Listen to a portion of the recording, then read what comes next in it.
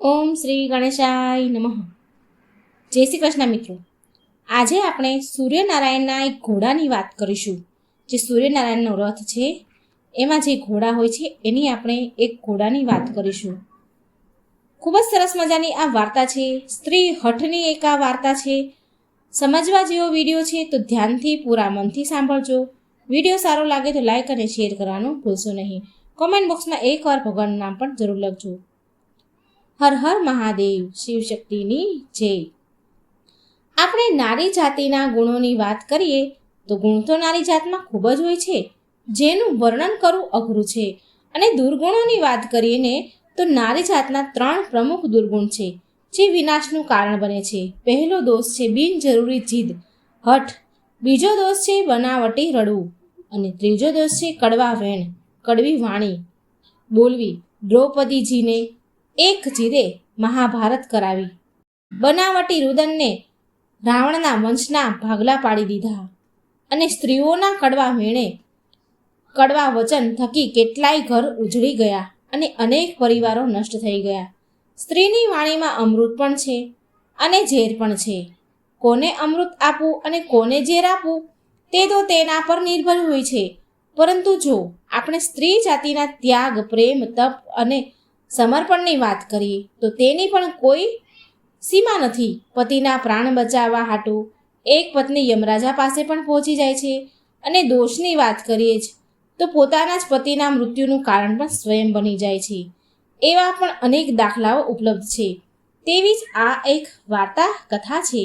આ વાર્તાનો વિડીયો બનાવવામાં ખૂબ જ મહેનત લાગી છે. માટે વાલા મિત્રો, આ અદ્ભુત પ્રાચીન રહસ્યમય વાર્તા કથાને અંત સુધી સાંભળજો. તમને ખૂબ જ રસ પડશે અને ગમશે. એક શીખ રૂપી વાર્તા છે. આ ખૂબ જ પ્રેરણાદાયક વાર્તા છે, માટે તમે અંત સુધી આ સાંભળજો. એક નગર અને એક નગરનો રાજા ખૂબ જ બુદ્ધિશાળી, બહાદુર, નીતિવાદી પ્રજાપાલક રાજા અને રાણી વચ્ચે ખૂબ જ પ્રેમ હતો. અપાર પ્રેમ. તમામ પ્રકારની સુખ સુવિધાઓ ઉપલબ્ધ હતી. એમ હોવા છતાં પણ તે રાજા રાણી દુઃખી રહેતા હતા, કારણ કે તેમને કોઈ સંતાન ન હતું.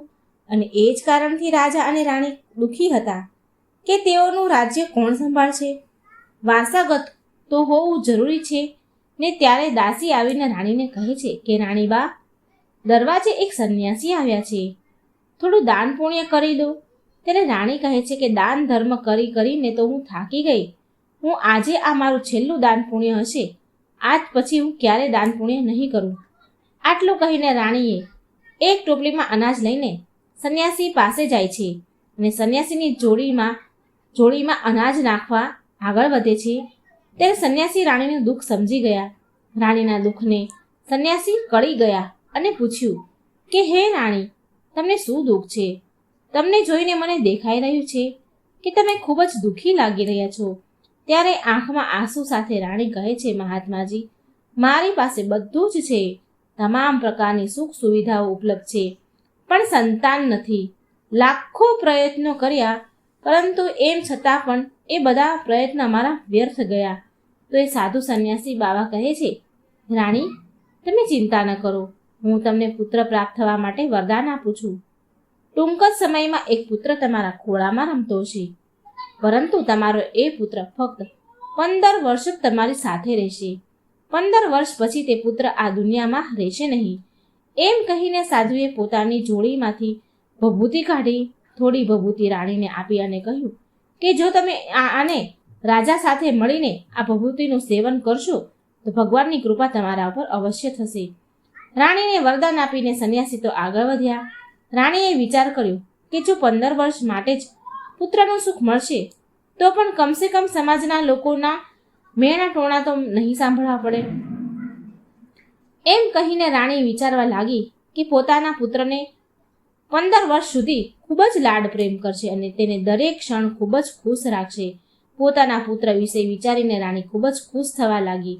જ્યારે રાણી રાજા પાસે ગયા ત્યારે રાણી રાજાને વાત કરે છે કે આપણને એક સંન્યાસીએ એક પુત્રનું વરદાન આપ્યું છે. આપણે એક સંન્યાસી તરફથી પુત્રનું વરદાન મળ્યું છે. ત્યારે રાજા કહે છે કે રાણી, અત્યાર સુધી આપણે બંને રોજ દાન પુણ્ય કરતા આવ્યા છીએ. ગરીબોની મદદ પણ કરી છે, યજ્ઞ કર્યા છે, ભંડારની તો કોઈ ગણતરી થાય એમ જ નથી. આજ સુધી આપણે શું શું નથી કર્યું, તેમ છતાં આપણને સંતાન નથી કે ભગવાનના આશીર્વાદ આપણા ઉપર નથી. આ સાબિત થાય છે ભગવાનની કૃપા દ્રષ્ટિ આપણી ઉપર નથી. અને હવે તો આપણે વૃદ્ધ થઈ ગયા છીએ. આ ઉંમરે સંન્યાસીએ આપેલા વરદાનથી આપણને સંતાન ક્યાંથી થશે? રાણીએ કહ્યું, મહારાજ, આપણે જીવનમાં હજારો ઉપાય કર્યા છે, દાન ધર્મ યજ્ઞ તપસ્યા કરી છે, છતાંય આપણને કંઈ મળ્યું નથી. હવે આ છેલ્લો ઉપાય છે અને એ પણ કરી લઈએ. ખબર તો પડે કે સંન્યાસોની ભભૂતિમાં શું ચમત્કાર છે. રાજાએ ભભૂતિનું સેવન કર્યું અને બંને ભગવાનનું નામ લીધું અને સંન્યાસીએ આપેલી ભભૂતિનું સેવન કર્યું. થોડા વખત વીતી ગયા પછી ભભૂતિએ તેનો પ્રભાવ બતાવ્યો. રાણી ગર્ભવતી થયા. ત્યારે રાજાને આ સમાચાર મળ્યા ત્યારે રાજાની ખુશીનો તો કોઈ પાર ન હતો. અને એ સમયે પણ આવી ગયો કે રાણીએ એક સુંદર પુત્રને જન્મ આપ્યો. રાજાએ જ્ઞાની પંડિતોને બોલાવી બાળકનું નામકરણ કરાવ્યું. રાજાએ ઘણા બધા વિદ્વાન પંડિતોને દરબારમાં બોલાવ્યા. જ્યારે જ્યોતિષ પંડિતોએ એ બાળકની કુંડળી જોઈ ત્યારે બધા જ્યોતિષોએ બાળકનું ભાગ્ય જોઈને ચિંતિત થઈ ગયા. એટલે રાજાએ પૂછ્યું કે, હે જ્યોતિષ બ્રાહ્મણો, તમે શું વાતની ચિંતા કરી રહ્યા છો? ત્યારે જ્યોતિષોએ રાજાને કહ્યું કે, મહારાજ, તમારો પુત્ર ફક્ત 15 વર્ષ સુધી તમારી પાસે રહેશે. પછી તમારો પુત્ર આ દુનિયામાં નહીં રહે. સાધુ સંન્યાસીઓ પણ આ વાત કહી હતી અને હવે જ્યોતિષોએ પણ એના ઉપર આ બધી વાત કરી, એના ઉપર મોહર લગાવી દીધી કે આ વાત સાચી છે. ભગવાનની ઈચ્છા સમજીને રાજા અને રાણી તે બાળકને ઉછેર કરવાનું શરૂ કરે છે. રાજા રાણી વિચાર કરે છે કે નિસંતાન હોવા કરતાં 15 વર્ષ સુધી તો સંતાનનું સુખ મળશે, એ પણ ખૂબ જ સારું. રાજ પરિવારમાં ઉછરીને બાળક મોટો થવા લાગ્યો. ધીમે ધીમે બાળક 5 વર્ષનો થયો. પછી રાજાએ રાજકુંવરને એક વિદ્વાન આચાર્ય પાસેથી શિક્ષા આપવાનું ચાલુ કર્યું અને તેને વેદ અને શાસ્ત્રોનો અભ્યાસ કરાવ્યો. હવે ધીરે ધીરે રાજકુમાર 12 વર્ષનો થઈ જાય છે અને તે જ સમયે રાજાને એક સારી રાજકુમારી મળી ગઈ. તો રાજકુમારના વિવાહ એ રાજકુમારી સાથે કરાવી દીધા. ત્યાં સુધી રાજકુમાર 14 વર્ષનો થઈ જાય છે. પછી એક દિવસ રાજકુમારે તેના પિતાને કહ્યું કે, પિતાજી, મારે આપણા સમગ્ર રાજ્યમાં ફરવું છે. આજ સુધી હું આપણા મહેલની બહાર નથી નીકળ્યો. પુત્રની વાત સાંભળીને રાજા ચિંતામાં પડી ગયા, કારણ કે રાજકુમારનું 14મું વર્ષ શરૂ થયું હતું. હવે કોઈ મોટી દુર્ઘટનાનો, કોઈ અનહોની ઘટના ઘટવાનો ભય હતો. એટલે રાજાએ તેમના ચહેરા પર બનાવટી હાસ્ય સાથે પુત્રને કહ્યું, હા પુત્ર, તારે બહાર જવું જોઈએ. તારે આપણા રાજ્યની મુલાકાત લેવી જોઈએ અને આપણા રાજ્યની પ્રજાના સુખ દુઃખ જોવા જોઈએ કે આપણા રાજ્યની પ્રજા દુઃખી તો નથી ને? કારણ કે બેટા, મારા મૃત્યુ પછી તારે જ આ રાજ્ય સંભાળવાનું છે. તારે આ રાજ્યનો રાજા બનવાનું છે.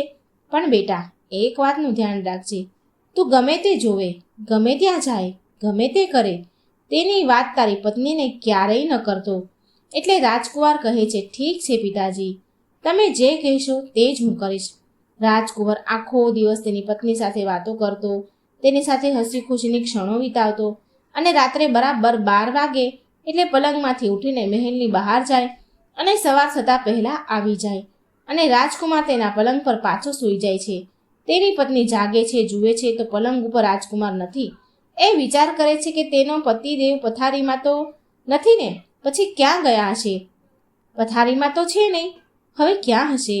તે આખા રાજમહેલમાં તપાસ કરે છે, પરંતુ એ રાજકુમાર, તેનો પતિ મળતા નથી.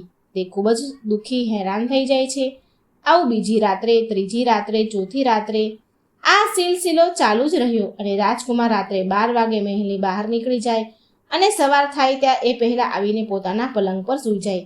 રાજકુંવરની પત્ની વિચારે કે મારા પતિ કોને મળવા જતા હશે, ક્યાં જતા હશે? એના પતિને પૂછવાની એની હિંમત ચાલતી ન હતી. રાજકુમારની પત્ની ખૂબ જ ચિંતામાં પડી ગઈ. એ આખરે મારા પતિ રોજ રાતે કોને મળવા જતા હશે? આવા અનેક પ્રકારના વિચારો રાજકુમારીના મનમાં ચાલી રહ્યા હતા. સાસુ સસરાને કહેવાનું મન તો થયું, પણ કુળની લાજ મર્યાદા વચ્ચે આવતી હતી. એટલે રાજકુમારીની પત્ની આ બાબતે ખૂબ જ વિચારી કરી રહી હતી અને ચિંતામાં રહેવા લાગી. એટલે બધા ચિંતિત રહેવા લાગી. એટલી બધી ચિંતામાં રહેવા લાગી કે કંઈ પણ ખાવા પીવાનું એને મન થતું નહીં. ધીરે ધીરે રાજકુમારી શરીરથી સુકાઈ ગઈ, દુબળી પડી ગઈ, કારણ કે રાજકુમારી તેના પતિની ચિંતા કરતી હતી અને એક સ્ત્રી માટે પોતાના પતિથી મોટી કોઈ ચિંતા નથી હોતી. તે રાજ્યમાં એક વૃદ્ધ માલણ ફૂલ વાળી રહેતી હતી. તે હંમેશા નાની રાણીને જાત જાતના ફૂલ આપવા આવતી હતી. એક દિવસ વૃદ્ધ માલણ ફૂલ આપવા મહેલમાં આવી તો એ વૃદ્ધ મહિલાનું ધ્યાન નાની રાણી પર પડે છે. તો તે નાની રાણીને પૂછે છે કે રાજકુમારીને પૂછે છે કે તમને શું દુઃખ છે? નાના રાણીબા, તમે આટલા દુબળા કેમ છો? કેમ દુબળા પડી ગયા છો? દિવસે ને દિવસે તમારું શરીર સુકાઈ રહ્યું છે. ત્યારે રાજકુમારીએ નાની રાણીએ દિલ ખોલીને બધી જ વાત એ માલણને કહી કે હે વ્રજ માતાજી, હું તમને શું કહું? રોજ રાતે મારા પતિ રાજકુમાર પલંગમાંથી ઉઠીને ક્યાંક જાય છે અને સવારે પાછા આવી જાય છે, સૂઈ જાય છે પલંગમાં. આ કારણે હું ખૂબ દુઃખી છું. મને મનથી ખૂબ જ તકલીફ થાય છે. આ કારણે તો મેં મારો આહાર પણ હવે બંધ કરી દીધો છે. હું પાણી સિવાય કંઈ પણ નથી લેતી, એટલે હું આટલી સુકાઈ રહી છું. રાજકુમારની આખી આ વાત સાંભળી પછી માલણ રાજકુમારીને કહે છે, ઉપાય બતાવે છે કે દીકરી, તું જે કહું તેમ કર, હું કહું એમ કર. આખી રાત ઊંઘતી નહીં, તું આખી રાત જાગતી રહેજે અને જ્યારે રાજકુમાર ક્યાંક જવા રવાના થાય ત્યારે તું રાજકુમારનો પીછો કરજે કે તે ક્યાં જાય છે અને શું કરે છે, કોને મળે છે. તો એ રાજકુમારીએ નાની રાણી જે હતી એ કહે છે કે માતાજી, મને ઊંઘ આવી ગઈ. તો એ માલણ કહે છે કે તારે જાગવું તો પડશે અને તને ઊંઘ ના આવે એના માટે તું તારા હાથની આંગળી પર ઘા કરી દે અને એમાં થોડું મીઠું ભરી દે. મીઠું તને ખૂબ પીડા આપશે ને તે દર્દના લીધે તને આખી રાત નીંદર નહીં આવે. નાની રાણી કહે છે, ઠીક છે માતાજી, હું આવું જ કરીશ. રાજકુમારે તેની આંગળી પર ઘા કરે છે અને એની ઉપર થોડું મીઠું લગાવી દે છે, જેથી આંગળીમાં ખૂબ પીડા થાય છે. પરંતુ મધ્યરાત્રિ થઈ તો દર્દ ઓછું થયું તો તેને ઊંઘ આવી ગઈ. ફરી નાની રાણી સૂઈ ગઈ. બીજા દિવસે માલણ ફરીથી ફૂલ લઈને આવી રાજકુમારીના મહેલમાં આવે છે અને પૂછે છે કે બેટી, શું તારા પતિ ઉપર તે નજર રાખી શકી? જ્યારે રાજકુમારી ઉત્તર આપે છે નાની રાણી કે ના માતાજી, પીડાના કારણે હું અડધી રાત સુધી જાગતી રહી, પરંતુ પીડા જ્યારે થોડી ઓછી થઈ તો હું સૂઈ ગઈ. મને નીંદર આવી ગઈ અને મને નીંદર ક્યારે આવી એ મને ખબર જ ન પડી અને મારા પતિ ક્યારે ગયા એ હું જાણી ન શકી. માલણ કહે છે કે બેટી, તું દુઃખી ન થા, ભગવાન તારી મદદ જરૂર કરશે.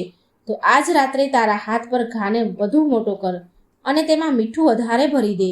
તને અસહ્ય પીડા થશે, આખી રાત નીંદર નહીં આવે અને જ્યારે તારા પતિ રાત્રે પથારીમાંથી ઉઠે અને રાજમહેલની બહાર જવા લાગે ત્યારે તે જ સમયે તું તારા પતિનો રસ્તો રોકી લેજે, આડી ઊભી રહેજે અને તારા પતિને પૂછજે કે તમે ક્યાં જાઓ છો. રાજકુમારીએ વ્રજમાલણને કહ્યું, ઠીક છે માતાજી, આજ હું એમ જ કરીશ. અને તે રાજકુમારીએ નાની રાણીએ બિલકુલ ઊંઘ ન આવી તે દિવસે એને બરાબર ઘા કર્યો અને એમાં મીઠું ભરી દીધું, એટલે ઊંઘ્યા નહીં. જ્યારે મધરાત્રિ થઈ ને રાજકુમાર ઉઠીને મહેલની બહાર જાય છે કે તેની પત્ની દોડતી આવે છે અને તેનો રસ્તો રોકી લે છે. પૂછે છે, તમે ક્યાં જાઓ છો? તમે આમ અડધી રાત્રે રોજ કોને મળવા જાઓ છો? આજે તમારે મને આ વાત તો જણાવવી જ પડશે.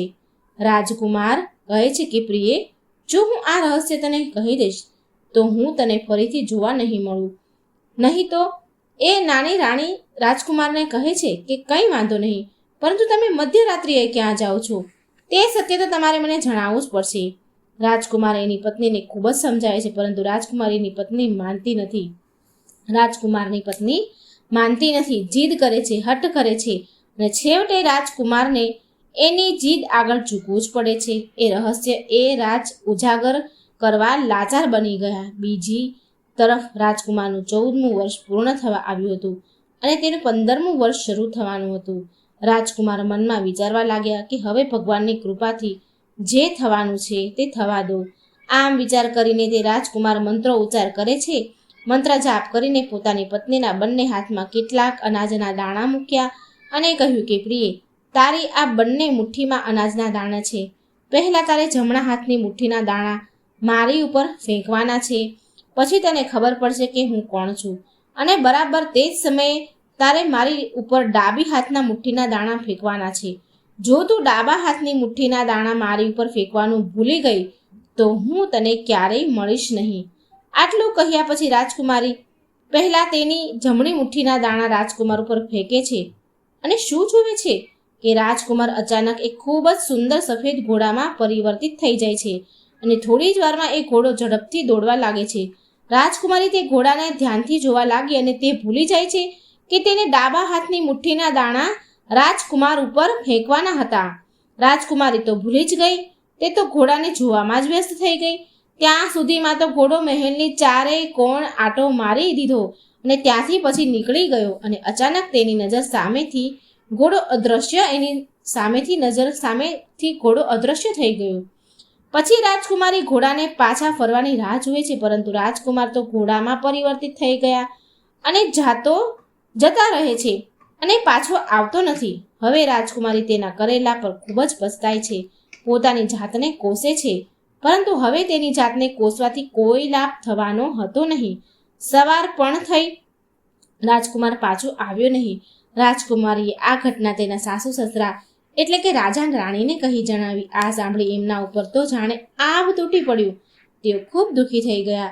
રાજા સાહેબ તો સમજી ગયા કે જે વાતનો મને ભય હતો તે ઘટના તો ઘટી જ ગઈ. રાજા સાહેબ ઈચ્છવા છતાં પણ કંઈ કરી શક્યા નહીં અને ધીમે ધીમે ખાટલા વશ થઈ ગયા અને રાહ જોતા રહેતા કે કોઈના કોઈ દિવસ તો મારો રાજકુમાર પાછો ફરશે જ ને. રાહ જોતા જોતા 3 મહિના વીતી ગયા, પણ રાજકુમાર પાછો આવ્યો નહીં. રાજાએ પોતાના સૈનિકોને મોકલી આખા રાજ્યના શહેર અને ગામડાઓમાં શોધખોળ કરાવી, પણ ક્યાંય રાજકુમારની ભાળ મળી નહીં. બીજી તરફ રાજકુમારી પણ તેના મનથી ખૂબ જ દુઃખી હતી કે તેની નકામી જીદના કારણે આ દિવસ જોવાનો વખત આવ્યો. તેણીએ પ્રતિજ્ઞા લીધી કે તેના મનથી દ્રઢ નિર્ણય લીધો કે તેના પતિને પાછો લાવવા માટે કંઈ પણ કરવા તૈયાર છે અને એક દિવસ તે ચોક્કસપણે તેને ઘરે પાછો લાવશે. હવે રાજકુમારી રાણી સવારે ઉઠીને તેના સાસુ અને સસરા પાસે જાય છે અને તેના સાસુ અને સસરા રાજા અને રાણીને કહે છે કે તે રાજ્યની બહાર જઈ રહી છે તેના પતિની શોધખોળ કરવા માટે. રાજા અને રાણીએ પણ એમના પુત્રને પાછો મેળવવાની અનુમતિ આપી અને કહ્યું, બેટા, તારી ઈચ્છા હોય ત્યાં જા, તારે જે કરવું હોય તે કર, તને પૂરી છૂટ છે. અમારા આશીર્વાદ તારી સાથે છે, પણ તું અમારા પુત્રને ઘરે પાછો લાવજે. પછી રાજકુમારી એક સામાન્ય સ્ત્રીનો વેશ ધારણ કરે છે અને તેના કેટલાક નોકર ચાકરો કેટલીક આવશ્યકતી ખાદ્ય સામગ્રી ચીજ વસ્તુઓ સાથે લઈ તેના પતિની શોધમાં નીકળી પડે છે. ચાલતા ચાલતા બંને રાજ્યનું સીમાડું આવે છે અને બંને રાજ્યના સીમાડા ઉપર ત્યાં સરહદ ઉપર એક ભોજનશાળા ખોલે છે. રાજકુમારી રાજ્યની સરહદ પર આવતા જતા મુસાફરોને મફતમાં ભોજન કરાવતી અને તેના ભોજનાલયમાં ભોજન કરવા આવતા લોકોની સામે ભોજન આપતા પહેલા એક શરત મૂકતી હતી કે તેમના જીવનમાં કંઈક અજુગતું, કંઈક અપ્રિય ઘટના ઘટી હોય તો તે મને જણાવો અને પછી જ ભોજન કરો. હવે સેંકડો પ્રવાસીઓ રાજકુમારીની ભોજનશાળામાં ભોજન કરવા આવતા અને તેમના જીવનની બનેલી જે કંઈ સારી કે ખરાબ ઘટના ઘટી હોય તે સંભળાવતા અને ભોજન કરીને પછી તેઓ ચાલ્યા જતા. પરંતુ રાજકુમારીને એના કામની વાત સાંભળવામાં આવતી નથી. તેને ઝંખના રહેતી હતી. આ રીતે ઘણા દિવસો વીતી ગયા. આ દરમિયાન એક બીજી ઘટના ઘટી કે જે વૃદ્ધ માલણ, જે નાની રાજકુમારી રાણી હતી, એને ફૂલ લાવી આપતી હતી, ફૂલ લઈને આવતી હતી એના માટે. તો એક તેને પુત્ર હતો. પુત્ર અને વહુ સવારે કામ કરવા જતા અને સાંજે પાછા આવતા. એમને એક 3 વર્ષનો બાળક પણ હતો. પુત્ર અને વહુ સવારે કામ પર જતા તો તેઓ તેમની પુત્રની સંભાળ રાખવાની જવાબદારી તેમની માતાજીને સોંપતા, કારણ કે વૃદ્ધ માતાજી ઘરે એકલા રહેતા હતા અને તેનો પુત્ર અને વહુ કામ પર જતા અને દરરોજ એ વૃદ્ધ માતાજી તેના પુત્રને ખવડાવે, રમાડે. તે વૃદ્ધ માતાજીને પાન ખાવાની આદત હતી અને એક દિવસ જ્યારે વૃદ્ધ માતાજીએ તેની થેલીમાં હાથ નાખ્યો તો જોયું કે તેની થેલીમાં પાન ન હતું. વૃદ્ધ માતાજીએ જે માલણ હતા તે પાન ખાવાની તેને તીવ્ર ઈચ્છા થઈ કે જો હું પાન નહીં ખાઉં તો મારો દિવસ કેવી રીતે પસાર થશે. આમ વિચાર કરી કે મારો પુત્ર અત્યારે રમી રહ્યો છે નાનો, હું નજીકમાં કોઈ દુકાને જઈને પાન લઈ આવું. આમ વિચાર કરીને તે વૃદ્ધ માલણ પાડોશની દુકાનમાં પાન લેવા ગયા. ત્યારે વૃદ્ધ માતાજી પાન લેવા ગયા તો પાન લઈને પાછા ફરવામાં એને મોડું થઈ ગયું. સમય થોડો વધારે લાગી ગયો. ત્યાં સુધીમાં તો એ માતાજીનો જે છોકરાનો છોકરો નાનો હતો, પુત્ર વધુ પણ ઘરે આવી ગયા અને તેઓએ જોયું કે તેમનો બાળક ઘરે એકલો રડી રહ્યો છે. પોતાના બાળકને એકલા જોઈને પુત્ર અને વહુને ખૂબ જ ગુસ્સો આવ્યો, કારણ કે એણે એની સાસુને, એ વૃદ્ધ માલણને છોકરાની જવાબદારી સોંપી હતી અને એકલો મૂકીને એ પાન લેવા જતા રહ્યા એ છોકરાને મૂકીને. એટલે એમના છોકરાને અને વહુને બહુ ગુસ્સો આવ્યો, ગુસ્સાથી લાલ પીળા થયા. ત્યાં સુધીમાં તો વૃદ્ધ માતાજી પાન લઈને ઘરે આવ્યા. ત્યારે પુત્રએ પૂછ્યું કે માં, તું આમ એકલા બાળકને મૂકીને ક્યાં ગઈ હતી? માલણ બોલ્યા કે બેટા, તને તો ખબર છે કે મને પાન ખાવાની આદત છે, ટેવ છે મને, તો હું પાડોશની દુકાનમાં પાન લેવા માટે ગઈ હતી. દીકરાએ કડક શબ્દોમાં સૂચના આપી કે માં, આજ પછી તું મારા દીકરાને એકલો મૂકીને ક્યાંય ન જતી. કહે છે, સારું બેટા, ફરી આવી ભૂલ નહીં થાય. બીજા દિવસે વૃદ્ધ માતાજી તે વાત ભૂલી ગયા અને ફરીથી પાન લેવા ગયા. ત્યારે તેનો દીકરોને બહુ કામ પરથી પાછા આવ્યા ત્યારે તેમણે જોયું કે તેનું બાળક ફરીથી એકલો રડી રહ્યું છે. આ દ્રશ્ય જોઈને વૃદ્ધ માતાજીના દીકરાએ અને વહુએ ગુસ્સાની એની કોઈ સીમા ન રહી. એટલે વૃદ્ધ માતાજીએ માલણને ઘરની બહાર કાઢી મૂક્યા અને દરવાજો બંધ કરી દીધો. હવે એ વૃદ્ધ માલણ રાત્રે ઘરની બહાર એકલી બેસી રડતી હતી. જ્યારે તેના દીકરા અને વહુએ દરવાજો ન ખોલ્યો ત્યારે અંતે થાકીને વૃદ્ધ માલણ આગળ ચાલવા લાગ્યા. ધીમે ધીમે જંગલ તરફ જઈ રહ્યા હતા. પછી એણે એ વૃદ્ધ માલણે જોયું કે એક વિશાળ ગાય સામેથી આવી રહી છે. ગાયને જોઈને વૃદ્ધ માતાજીએ વિચાર કર્યો કે જો હું આ ગાયની પાછળ પાછળ ચાલું તો આ ગાય મને કોઈ ગામમાં લઈ જશે. આમ વિચાર કરીને વૃદ્ધ માતાજી ગાયની પાછળ પાછળ ચાલવા લાગ્યા. ધીમી ગતિએ આગળ વધી રહી હતી ગાય, અને થોડે દૂર ગયા પછી એક મોટો પથ્થર આવ્યો. ગાયે એ પથ્થરને પાસે આવી અને થોભી ગઈ. તેના શિંગડા વડે તે પથ્થરને હટાવ્યો ગાયે કે તરત જ પાતાળ લોકનો રસ્તો ખુલ્યો. ગાય પાતાળ લોકમાં જવાનો માર્ગ જવા લાગી અને વૃદ્ધ માતાજી તે માલણ પોતાની આંખોથી આ દ્રશ્ય જોઈ રહ્યા હતા. વૃદ્ધ માલણે આ પાછળ ગાયની પૂંછડી પકડી લીધી અને તે ગાયની સાથે સાથે ચાલવા લાગ્યા. આગળ જતા તે માલણ ગાયની પૂંછડી છોડી દીધી અને વૃદ્ધ માતાજી આશ્ચર્યચકિત થઈને જુએ છે નજારો જોઈને તેની આંખો ફાટી ગઈ. દરેક જગ્યાએ ઘણા બધા દીપક પ્રગટી રહ્યા હતા. મોટા મોટા દીપક ઝગમગી રહ્યા હતા અને તેમાંથી વિવિધ પ્રકારના પ્રકાશ નીકળી રહ્યા હતા. એક અદ્ભુત ઘટના ઘટે છે અને તે જ સમયે એક અદ્રશ્ય વ્યક્તિ આવે છે અને તે ગાયને સાંકળથી બાંધે છે અને દૂધ દોવા લાગે છે. આ દ્રશ્ય જોઈને વૃદ્ધ માલણ ખૂબ જ ડરી ગયા. મનમાં વિચાર કરે છે કે આજે હું ક્યાં અટવાઈ ગઈ. વૃદ્ધ માતાજી સંતાવા માટે એને કોઈ જગ્યા શોધે છે અને કોઈ ખૂણો શોધી અને સંતાઈ જાય છે.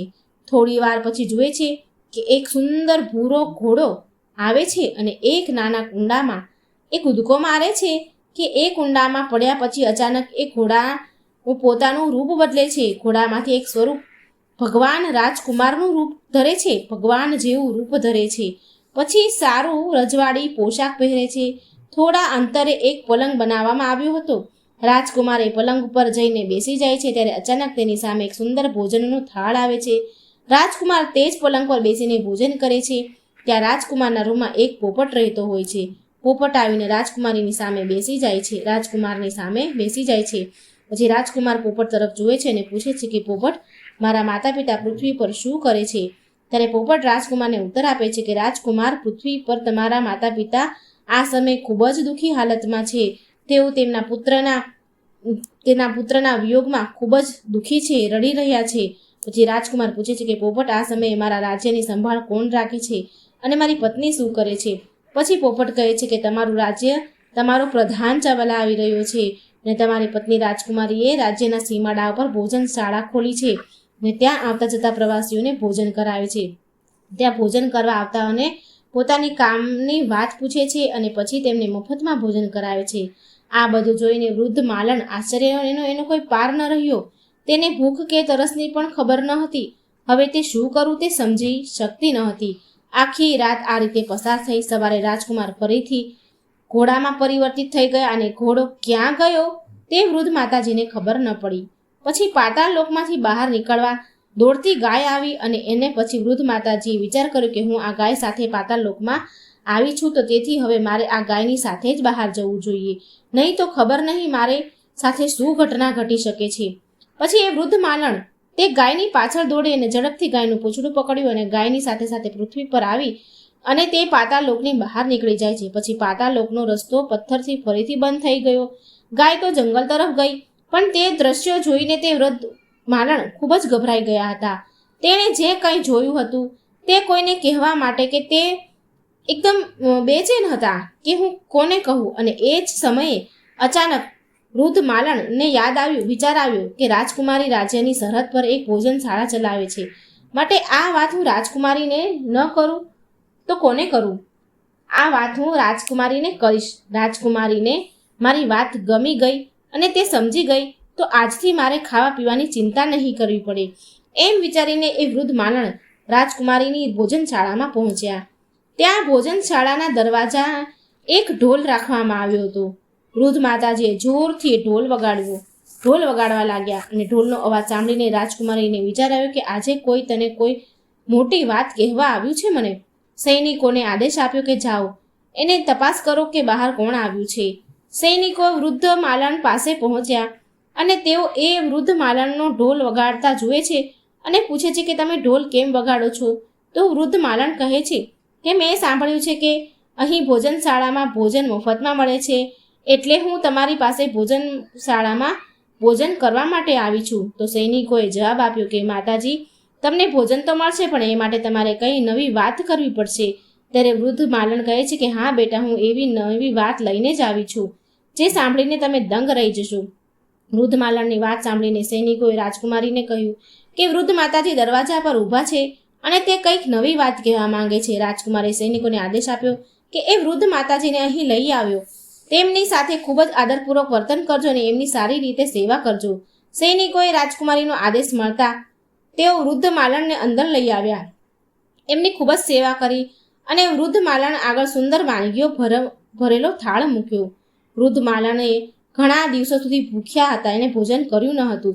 ત્યાં જ્યારે સ્વાદિષ્ટ ભોજન જોયું અને ખાવાનું એને શરૂ કર્યું, પછી સૈનિકોએ વૃદ્ધ માતાજીને રાજકુમારી પાસે લઈ ગયા. તો રાજકુમારી વૃદ્ધ માતાજીને જોઈને માલણને ઓળખી ગઈ. રાજકુમારીને જોતા જ વૃદ્ધ માતાજી પણ તેને ઓળખી ગયા અને આશ્ચર્ય સાથે પૂછ્યું કે બેટા, તું અહીં કેવી રીતે આવી? જે રાજકુમારી પૂછે છે કે હે માતાજી, તમે મને કઈ નવી વાત કહેવા માંગતા હતા તે મને જલ્દી કહો, જણાવો. પહેલાં તો વૃદ્ધ માતાજીએ એ વૃદ્ધ માલણે વાત રાજકુમારીને કહેવા માંગતી ન હતી, પણ રાજકુમારીએ વારંવાર વિનંતી કરી, આગ્રહ કર્યો કે માતાજી, જો તમે એવી કોઈ રહસ્યમય વાત સાંભળી હોય, કોઈ ઘટના જોઈ હોય તો મને ચોક્કસ કહી જણાવો. હું આજીવન તમને રાજમહેલમાં રાખીને તમારી સેવા કરીશ. રાજકુમારીની આ વાત સાંભળીને તે વૃદ્ધ માલણ ખુશ થઈ ગઈ અને રાજકુમારીને બધું જ કહ્યું કે તે જેમણે જોયું હતું. વૃદ્ધ માતાજીની વાત સાંભળીને રાજકુમારીને ખાતરી થઈ ગઈ કે વૃદ્ધ માલણ જે કંઈ જોવે છે એ પુરુષ બીજો કોઈ નહીં પણ તેનો પતિ જ છે. ત્યારે રાજકુમારી વૃદ્ધ માતાજીને કહે છે, હે માતાજી, તમે જે કંઈ જોયું ત્યાં કૃપા કરીને મને લઈ જાઓ. પછી એ વૃદ્ધ માલણ રાજકુમારીને સમજાવતા કહે છે, બેટા, મેં જે ઘટના જોઈ છે તે પાતાળ લોકની ઘટના છે. હું તો કોઈક રીતે ત્યાંથી બહાર આવી ગઈ, પણ જો તું ત્યાં જઈશ તો તારા પ્રાણ જોખમમાં આવી જશે. તારી સાથે કોઈ અધિક ઘટના પણ ઘટી શકે છે.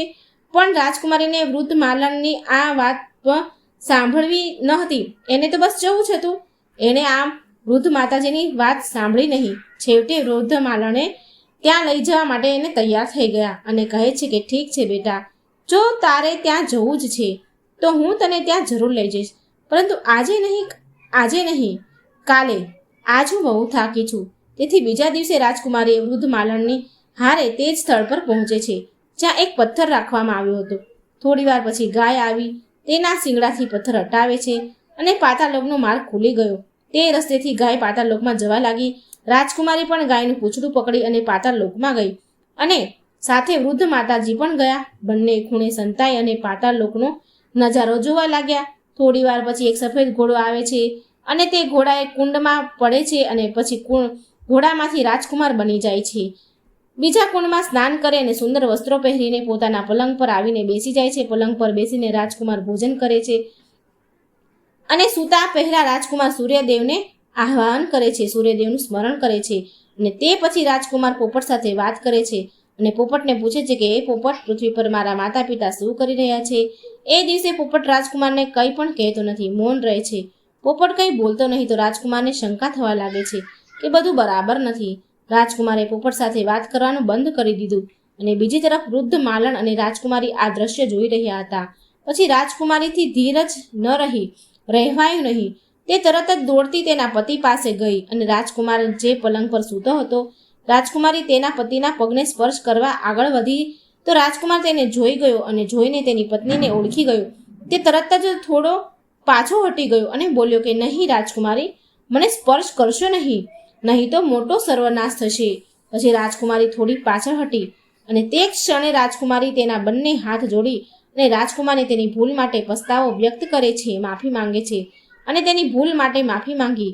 રાજકુમારીએ કહ્યું કે પતિનાથ, મારે તમને પૂછવું ન જોઈતું હતું, પણ મેં જીદ કરી તમને મજબૂર કર્યા, એટલે તો હજી સુધી હું સજા ભોગવી રહી છું. આજે હું મારી ભૂલનો પસ્તાવો કરી રહી છું અને મારી ભૂલ હું સ્વીકાર કરું છું. મને ક્ષમા કરો રાજકુમાર, મને મારી ભૂલની સજા મળી ગઈ છે. હવે કૃપા કરી અને આપ મારી સાથે ઘેર આવો. તમારા માતા પિતા તમારા વિરહમાં અડધા થઈ ગયા છે. તમારી ચિંતા કરીને તમારા માતા પિતા હવે ખોરાક અને પાણી લેવાનું પણ બંધ કરી દીધું છે. તેમનું શરીર સુકાઈને કાંટો બની ગયું છે. તમારા વિના તમારી પ્રજા પણ ઘણી ઉદાસ છે. આખા નગરના લોકો ખૂબ જ ચિંતિત છે. તમારી પ્રજા તમારા વિના સુખી નથી. ત્યારે રાજકુમારીને કહે છે કે તમે ખૂબ જ મોટી ભૂલ કરી છે. હવે ફરીથી આવી ભૂલ કરશો નહીં. તો હજી તો હું તમને દેખાઉં છું અને પછી તો દેખાઈશ પણ નહીં. રાજકુમારની વાત સાંભળીને રાજકુમાર જોરથી રડવા લાગે છે. રાજકુમાર કહે છે કે હે પ્રિય, તું મને પાછું મેળવવા માંગે છે તો તારે એક કામ કરવું પડશે અને આ કામ તારે એકલીએ કરવું પડશે અને આ કામ ઘણું મુશ્કેલ છે, સરળ નથી. ત્યારે રાજકુમારી રાજકુમારને કહે છે કે હવે તમને પાછા પામવા માટે હું ગમે તેટલું મુશ્કેલ કામ હોય તો પણ ચોક્કસ પાર પાડીશ. તો રાજકુમાર કહે છે, રાણી, તમે આ પાતાળ લોકમાંથી જાઓ. એક વિશાળ ગાઢ જંગલ છે અને એવા 6 વિશાળ જંગલો વટાવી અને જ્યારે તમને 7મું જંગલ તમે પહોંચશો, 7મા જંગલે, ત્યારે તે જંગલની વચ્ચે એક પીપળાનું ઝાડ છે. તમે એ પીપળાની આજુબાજુના પાંદડા અને ઝાડીઓ બધું કાપીને ફેંકી દેજો અને તે જગ્યાને સ્વચ્છ મેદાન બનાવી દેજો. તે સ્થળે જંગલી હિંસક જાનવરો પણ છે, જેમ કે સિંહ, દીપડો, રીંછ, ચિત્તો. તમારે એ પ્રાણીઓથી પણ સચેત અને સાવધાન રહેવું પડશે અને તે જગ્યા ઉપર ગંગાજળ છાંટી અને શુદ્ધ કરી એ જગ્યા છાણથી લીપજો અને પછી તમે ત્યાં ખૂબ જ એક સુંદર રંગોળી બનાવજો. પછી તે જ જગ્યાએ બેસીને પૂજા કરજો અને તે પછી તે પીપળાના પણ પૂજા કરજો, પીપળાના ઝાડની પણ પૂજા કરજો. આ કાર્ય બપોર પહેલા કરવું પડશે. તમારે તે જગ્યાએ બેસીને શ્રદ્ધાપૂર્વક સૂર્યનારાયણનું આવાહન કરજો, તેમના જાપ કરવા પડશે. પછી પ્રસન્ન થઈને સૂર્યનારાયણ તે સ્થાન પર પ્રગટશે. એટલે પ્રગટ થાય પછી સૂર્યનારાયણ તે સ્વચ્છ સ્થાનને જોઈને ખૂબ જ પ્રસન્ન થશે અને કહેશે કે જેણે આ કાર્ય કર્યું છે હું તેને ઈચ્છિત વરદાન આપીશ. પછી તમે સૂર્યનારાયણના રથનો ડાબો ઘોડો વરદાનમાં માંગી લેજો. આ કાર્ય તમે પૂર્ણ કરો તો જ તમે મને ફરી વખત પામી શકશો. આટલું કહી રાજકુમાર પોતાના પલંગ પર સૂઈ ગયા અને રાણી રાજકુમારી સવાર પડવાની રાહ જોવા લાગ્યા. સવાર પડતા જ ગાય દોડતી આવે છે અને પાતાળ લોકથી બહાર જાય છે. ત્યારે એ રાજકુમારીને વૃદ્ધ માતાજી બંને ગાયનું પૂંછડું પકડીને બહાર પૃથ્વી પર આવી ગયા. એ પછી રાજકુમારીએ વૃદ્ધ માતાજીને કહ્યું કે માતાજી, તમારું કાર્ય અહીં પૂરું થયું. તમે હવે ભોજનશાળામાં જાઓ અને હું અહીંથી જંગલમાં જઈશ. પછી રાજકુમારી જરૂરી ચીજ વસ્તુઓની લઈ રક્ષા માટે શસ્ત્રો જેવા કે હાથમાં તલવાર લઈ અને રાજકુમારી 6 જંગલોને પાર કરી અને 7મા જંગલમાં પહોંચ્યા. સર્વપ્રથમ તો રાજકુમારી ત્યાં રહેતા સિંહ, દીપડા, રીંછ અને અન્ય પ્રાણીઓને ભગાડે છે. પછી તે જગ્યાને સાફ કરી નાખે છે, ગંગાજળનો છંટકાવ કરે છે, પછી છાણથી લીપી અને ત્યાં રંગોળી પૂરે છે અને પછી જેમ રાજકુમારે કહ્યું તેવી જ રીતે ધ્યાન કરવા બેસે છે. સૂર્યનારાયણનું સ્મરણ કરે છે, આવાહન કરે છે અને બરાબર 12 વાગે છે તો સૂર્યનારાયણ રથ અને એ જ વૃક્ષની પાસે આવીને અટકે છે. જ્યારે સૂર્યનારાયણ એ રથમાંથી નીચે જુએ તો ત્યાં પવિત્ર વાતાવરણ જોઈને પોતે સૂર્યનારાયણ ખૂબ જ પ્રસન્ન થઈ ગયા અને કહ્યું કે જેણે પણ આ કાર્ય કર્યું છે તેને હું ઈચ્છિત વરદાન આપીશ. સૂર્યનારાયણ નીચે આવ્યા તો રાજકુમારે તેમની સમક્ષ જઈ અને હાથ જોડીને ઊભી રહી અને કહ્યું કે હે પ્રભુ, આ સ્થળને સ્વચ્છ મેદાન મેં કર્યું છે. તો સૂર્યનારાયણ કહે છે કે તારું આ કાર્ય જોઈને હું ખૂબ પ્રસન્ન થયો છું. જે માંગવું હોય તે વરદાન માંગી લે. ત્યારે રાજકુમારીએ માંગણી કરી કે હે સૂર્યદેવ, હે પ્રભુ, મને તમારા રથનો ડાબો ઘોડો આપો. ત્યારે સૂરજનારાયણ કહે છે કે ના, હું તને બીજું કંઈ પણ આપી શકું છું, પણ મારા રથનો ડાબો ઘોડો હું તને નથી આપી શકતો. મારી પાસે મારા રથ સિવાય બીજા 12 ઘોડા છે. જો તું ઈચ્છે તો તેમાંથી કોઈ પણ ઘોડો માંગી લે, પણ હું આ રથનો ડાબો ઘોડો તને નથી આપી શકતો. તું ભલે મારા રથનો જમણો ઘોડો માંગી લે. પણ સૂર્યદેવના ના પાડવા છતાં પણ રાજકુમારી રથનો ડાબો ઘોડો વારંવાર માંગતી રહી અને તે કહેવા માંડી કે હે મહારાજ, હે પ્રભુ, જો તમે મને તમારા રથનો ડાબો ઘોડો નહીં આપો તો હું મારા પ્રાણની આહુતિ આપી દઈશ. રાજકુમારની વાત સાંભળીને સૂર્ય ભગવાન ખૂબ જ મજબૂર થઈ ગયા, કારણ કે સૂર્યદેવ રાજકુમારીને વચન આપ્યું હતું કે આપેલા વચનથી પાછી પાની તો હવે કરી શકાય નહીં. છેવટે સૂર્યનારાયણે કહ્યું કે ઠીક છે બેટા, મારા રથનો ડાબો ઘોડો તને આપ્યો, પણ એ ઘોડો અહીં નથી, પાતાળ લોકમાં છે. તારે પાતાળ લોકમાં જવું પડશે. રાજકુમારે કહ્યું કે હે સૂર્યદેવ, હું ક્યાંય પણ જવા તૈયાર છું. પછી સૂર્યદેવ તો વરદાન આપીને અંતર્ધ્યાન થઈ ગયા. રાજકુમારી પછી વૃદ્ધ માલણ પાસે જાય છે અને કહે છે કે આપણે હવે છેલ્લી વખત પાતાળ લોકમાં જવું પડશે. સાંજ પડતા રાજકુમારી અને માલણ એ પથ્થર હટાવે છે અને આવીને ઊભા રહી જાય છે. સાંજ પડે એટલે ગાય આવી. ગાયે તેના શિંગડાથી પથ્થર હટાવ્યો અને પથ્થર હટતા જ પાતાળ લોકનો દરવાજો ખુલ્યો. રાજકુમારી અને વૃદ્ધ માતાજી ગાયનું પૂંછડું પકડી અને પાતાળ લોકમાં આવ્યા. ત્યારે ભોજન કરીને રાજકુમાર પોપટની સાથે વાતો કરી રહ્યા હતા. પોપટ, મારા માતા પિતાનો શું હાલ છે? ત્યારે પોપટે કહ્યું, રાજકુમાર, તમારા માતા પિતા તમારી ચિંતામાં હવે મૃત્યુના હારે છે. આ સાંભળીને રાજકુમારની આંખોમાં આંસુ આવી ગયા. પછી રાજકુમાર પૂછે છે કે પોપટ, મારું રાજ્ય કોણ ચલાવે છે? પોપટ કહે છે, તમારો પ્રધાન સેવક તમારું રાજ્ય ચલાવે છે. છળ કપટ બેઈમાની કરી અને રાજ્યની તિજોરી ખાલી કરી રહ્યો છે. તે પ્રજા ઉપર ખૂબ જ અત્યાચાર કરી રહ્યો છે, જુલમ કરી રહ્યો છે. પોપટના મુખેથી આવી વાત સાંભળી અને રાજકુમારને ખૂબ જ ક્રોધ આવી ગયો. પછી રાજકુમાર પૂછે છે કે પોપટ, મારી પત્ની શું કરે છે? આ પ્રશ્ન પછી પોપટ કશું બોલતો નથી. તે સાવ ચૂપ થઈ ગયો. હવે રાણીનો સંયમ તૂટવા લાગ્યો. તે દોડીને તેના પતિની સમક્ષ આવી અને એ જ સમયે રાજકુમાર રાણીને કહેવા લાગ્યા કે હે રાજકુમારી, હવે હું તમને પ્રાપ્ત થઈ ગયો છું. તમે મારી તપસ્યા અને ભક્તિથી મને જીતી લીધો છે, મને ફરીથી પામી લીધો છે. ત્યારે રાજકુમારી રડતા રડતા કહે છે કે હે નાથ, તમે હવે પાછા ઘોડો તો નહીં થઈ જાઓ ને?